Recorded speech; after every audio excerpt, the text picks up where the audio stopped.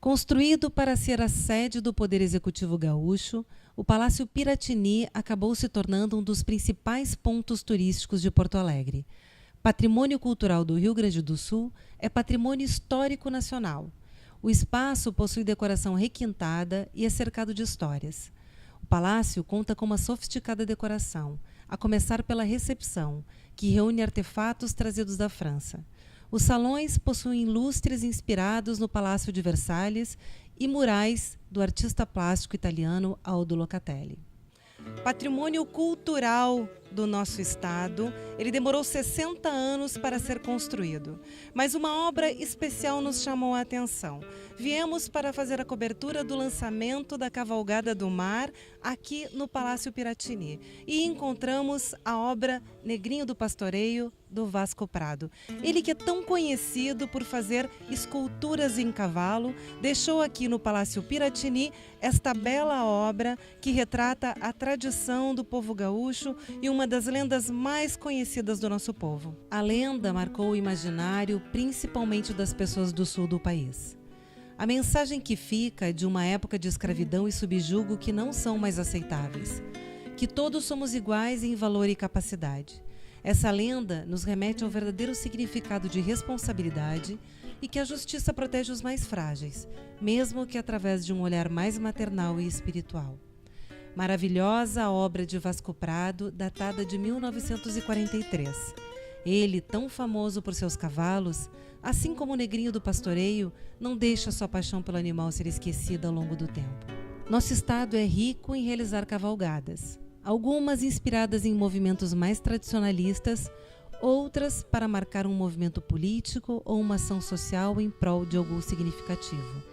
Marcada para os dias 23 de fevereiro a 3 de março, saindo de Dunas Altas em direção a Torres, o evento movimenta milhares de cavaleiros e amazonas de todo o Rio Grande do Sul. Em primeiro lugar, é uma satisfação muito grande estar aqui outra vez com a TV a galope ao meu lado, né? E nesse dia maravilhoso, onde se faz o lançamento da 35ª Cavalgada do Mar, né? Um trajeto de Palmares a Torres, com um enfoque sempre da história do Rio Grande do Sul. Uma história que nos tornou diferentes dos demais estados, né? Uma história de vitórias, de conquistas, de muito trabalho, de miscigenação, né? Homens voltados à produção para poder colher, né? O que comer e negociar os excedentes. E o estado do Rio Grande do Sul, como é a formação do gaúcho, é muito altivo. O gaúcho ele é orgulhoso, o gaúcho ele não pede.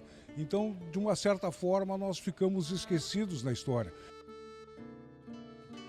Quem acompanha, dando apoio aos animais, é o médico veterinário Henrique Noronha, que nos dá importantes recomendações para as longas cavalgadas na beira da praia. Henrique, um dos cuidados importantes é com o animal para participar desses dias todos de cavalgada. Como a gente pode preparar o animal para que ele sofra menos com os 9 dias de cavalgada? São 9 dias no verão, né? São fevereiro, esse ano já quase entrando em março, mas um período muito quente. E pela areia não tem sombra, então a gente precisa se preparar de maneira muito efetiva para que esses animais não venham a passar algum tipo de necessidade fora do normal de uma cavalgada por conta da Cavalgada do Mar. Antes de mais nada, né, são cavalos que precisam estar exercitados desde agora. A gente tem ainda aí 2 meses e pouco, né, de tempo antes da cavalgada e é o tempo mínimo necessário para esse condicionamento físico. Esses cavalos precisam começar a trabalhar imediatamente, a fazer trabalhos que não precisam ser do mesmo ritmo da cavalgada, mas pelo menos a metade dele. São cavalos que têm que fazer tranquilamente em torno de 15 km por dia.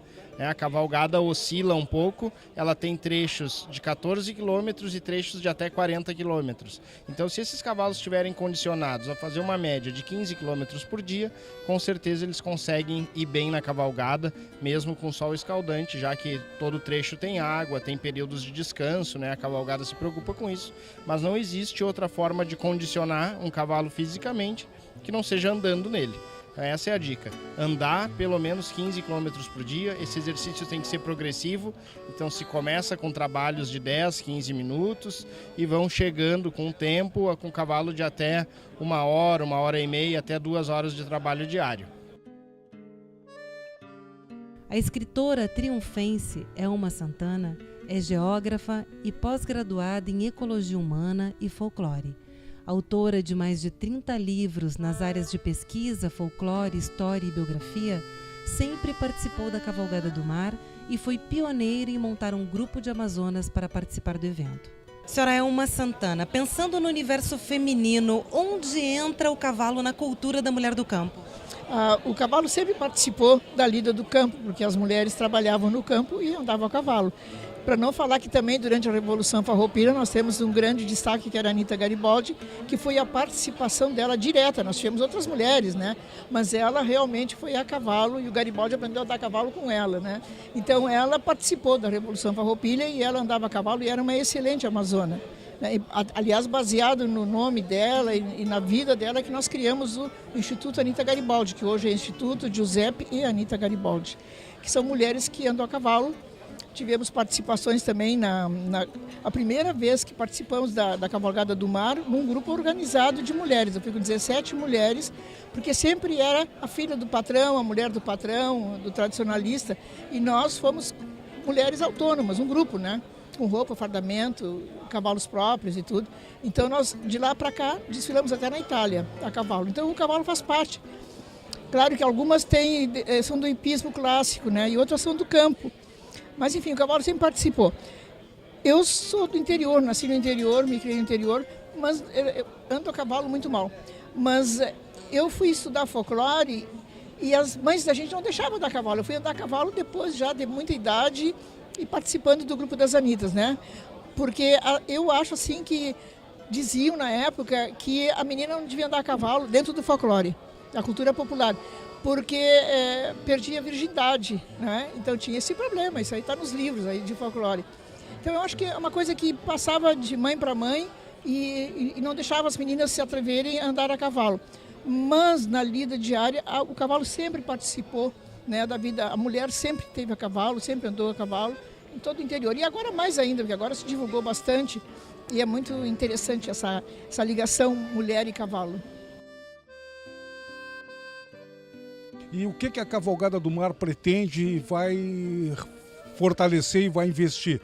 Vai valorizar o trajeto das praias, que é o trajeto das carretas, a história do Rio Grande e, mais do que isso, mostrar para o nosso poder legislativo, esses deputados eleitos agora recentemente, que tomarão posse o ano que vem, que eles têm que ter um compromisso com o Rio Grande, independente do partido, independente daquelas convicções ideológicas, tem que fazer o Rio Grande crescer forte, voltando a ser o que era. O governador do estado, José Ivo Sartori, sempre apoiou o Instituto Cavalgada do Mar e vê na atividade uma importante manifestação da nossa cultura. Hoje nós podemos dizer que o maior capital humano do Rio Grande do Sul é a nossa tradição, é o nosso folclore, é a nossa música, é o nosso canto, é a nossa convivência. Tanto é verdade que esse capital humano foi expandir a produção para o Brasil inteiro.